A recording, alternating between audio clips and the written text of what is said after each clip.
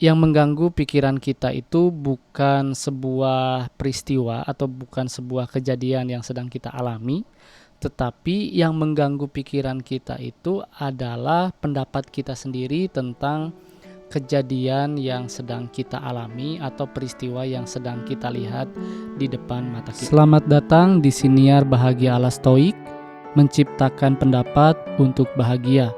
Bersama saya Jason Herlambang. Siniar ini saya buat untuk menemani kamu yang sedang berlatih mempraktekkan ajaran Stoikisme. Saya akan membagikan pengalaman bagaimana menerapkan ajaran Stoikisme di dalam kehidupan sehari-hari. Dan ini adalah episode hari ini. Selamat mendengarkan.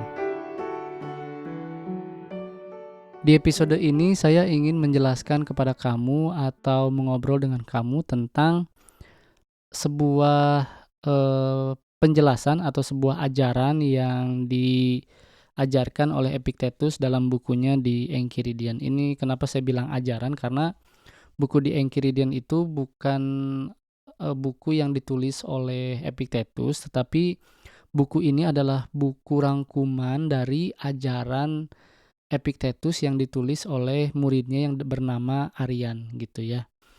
Nah, dalam bukunya di Enchiridion, Epictetus menjelaskan bahwa yang mengganggu pikiran manusia itu adalah bukan peristiwa yang kita lihat di depan mata, tetapi pendapat kita tentang kejadian tersebut gitu ya. Maka kenapa moto atau slogan Siniar ini adalah bahagia ala Stoik, menciptakan pendapat untuk bahagia. Karena memang yang harus kita kendalikan itu adalah judgement atau pendapat kita tentang kebahagiaan. Jadi kenapa saya memilih kutipan ini atau ajaran ini, karena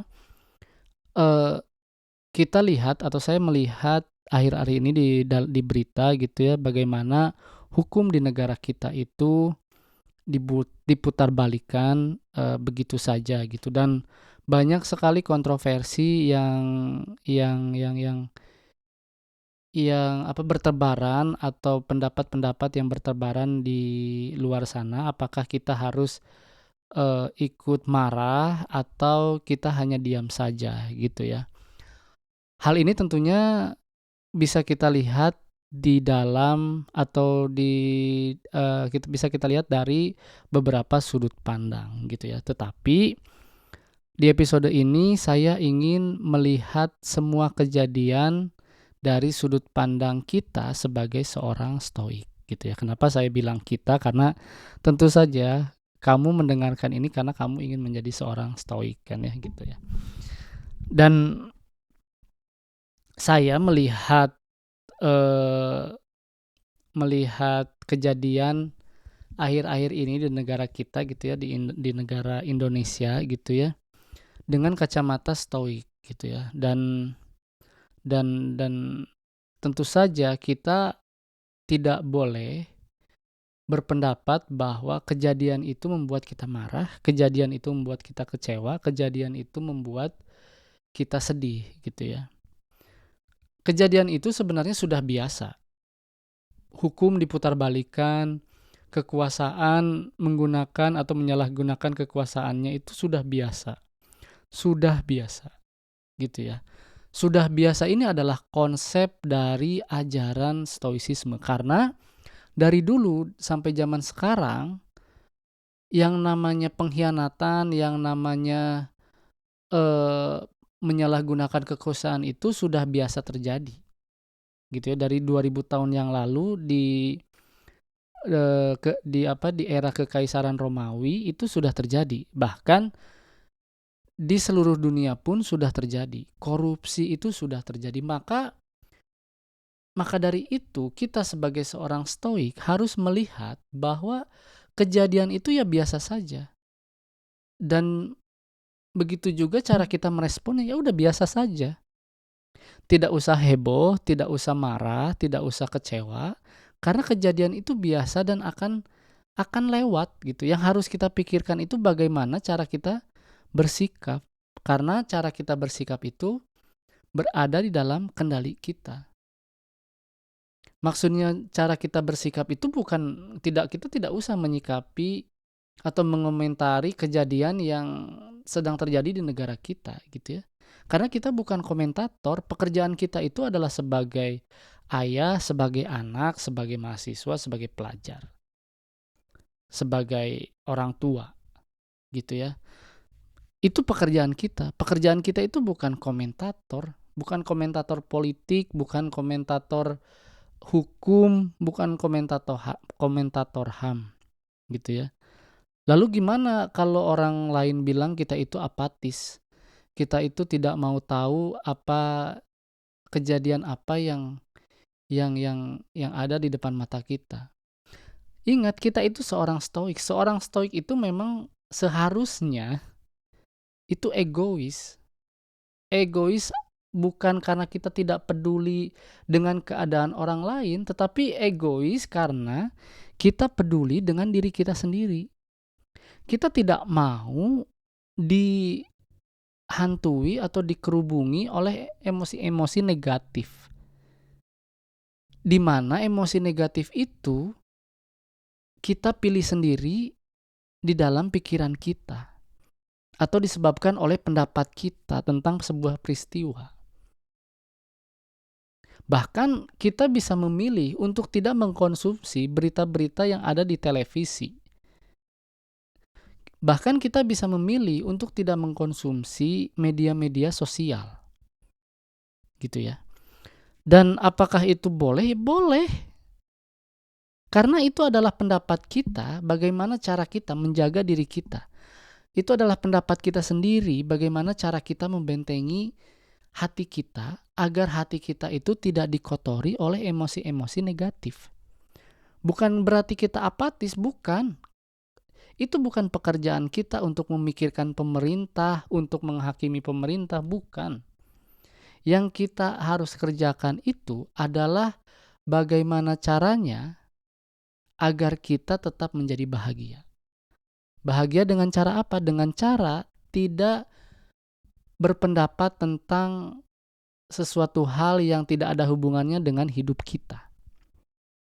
Tapi kan pemerintah bisa saja, tapi kan hidup kita itu dipengaruhi oleh bagaimana cara pemerintah melakukan fungsinya. Bukan, men. Hidup kita itu ditentukan oleh bagaimana cara kita bersikap dan berpikir. Kalau kamu ingin menjadi politikus, silahkan menjadi politikus. Kalau kamu ingin menjadi influencer, silahkan menjadi influencer. Tapi jangan lupa, kita itu adalah seorang stoik gitu ya. Apapun pekerjaannya, kita itu adalah seorang stoik yang tahu cara menjaga diri kita. Menjaga hati kita agar tidak dikerubungi oleh emosi-emosi negatif. Agar pikiran kita itu terjaga dari emosi-emosi negatif. Gitu ya. Jadi kita itu harus belajar untuk mengendalikan judgement atau pendapat kita dari sebuah peristiwa. Ketika kamu membaca sejarah, hal ini sudah terjadi di mana-mana, tetapi jangan sampai kejadian ini mempengaruhi hidup kita. Jangan sampai kejadian ini menjadikan hidup kita itu tidak bahagia. Karena bahagia itu adalah kewajiban kamu untuk dipilih gitu ya. Jadi kebahagiaan itu dalam stoicisme itu adalah terbebas dari emosi-emosi negatif. Dan bagaimana cara terbebas dari emosi-emosi negatif? Yaitu kita harus mengendalikan judgement kita terhadap sebuah peristiwa. Gitu ya. Jadi jangan takut gitu ya, jangan takut kita itu dicap sebagai orang apatis, sebagai orang yang kuper, kurang pergaulan, atau kudet, kurang update gitu. Tapi memang kita itu harus tahu bahwa kita itu adalah seorang stoik yang tidak mempedulikan apapun gitu. Kita itu peduli tentang kebahagiaan kita gitu ya. Saya juga sudah lama dalam beberapa bulan ini tidak mengkonsumsi berita gitu ya.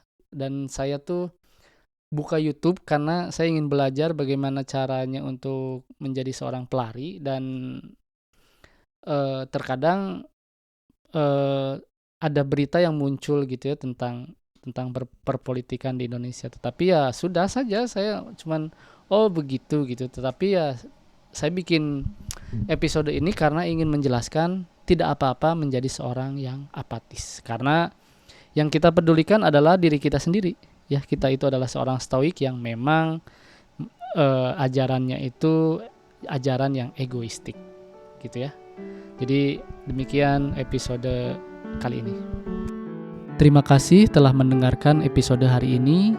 Jangan lupa ikuti Siniar Bahagia ala Stoik di Spotify dan nyalakan loncengnya agar tidak ketinggalan setiap episode yang saya buat. Saya juga membuka keanggotaan dengan cukup membayar $3 Amerika atau sekitar Rp45.000 setiap bulan. Dan kamu bisa mendengarkan episode Memaknai Hidup Bahagia ala Stoik yang berisi cerita saya selama seminggu dari jurnal pribadi saya. Jangan lupa juga untuk ikuti dan berlangganan @Bahagia ala Stoik di semua kanal media sosial, TikTok, Instagram, dan YouTube. Sekali lagi, saya ucapkan terima kasih. Sampai jumpa di episode berikutnya.